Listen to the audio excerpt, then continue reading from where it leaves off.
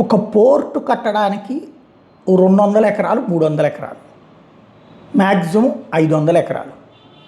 Private port సక్సెస్ఫుల్గా నడిచి అదానీని కూడా ఆకర్షించి అదానీ కొనుక్కున్నటువంటి గంగవరం పోర్టుకి ఇచ్చింది మొదట 300 ఎకరాలు, ఆ తర్వాత ఇంకో 200.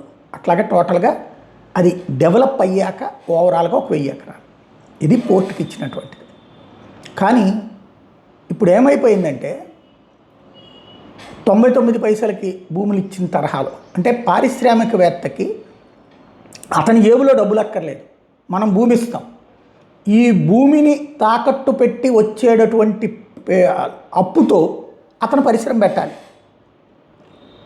ఇదివరకు రాజశేఖర రెడ్డి ఉన్నప్పుడు van pic, Lepakshi knowledge hub, Hindu projects ఇట్లాంటివన్నీ అట్లాంటి కాన్సెప్టే.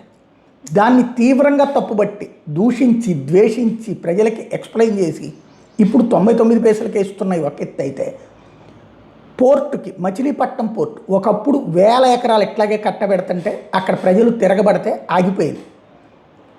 కాంగ్రెస్ తెలుగుదేశం ఇస్తానన్నప్పుడు కాంగ్రెస్ అడ్డుపడింది, కాంగ్రెస్ ఇస్తానప్పుడు తెలుగుదేశం అడ్డుపడింది.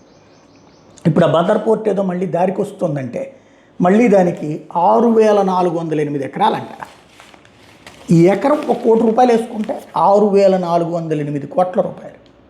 పోనీ 50 లక్షలు వేసుకుంటే 3200 కోట్ల రూపాయలు. పోనీ 25 లక్షలు వేసుకుంటే 1500 కోట్ల రూపాయల భూమి.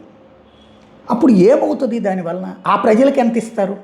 ఆ ప్రజలకి ఆ భూమికి ఆ 25 లక్షలు ఇచ్చి తీసుకుంటే తప్పులే, లేదా 50 లక్షలు ఇచ్చి తీసుకుంటే తప్పులే, 1 కోటి రూపాయలు ఇచ్చి తీసుకుంటే తప్పులేదు.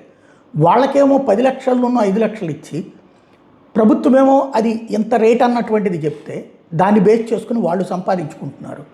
చివరికి మన సొమ్ములు మనకి పెట్టుబడి పెట్టి వాళ్ళు ఎదుగుతున్నారు.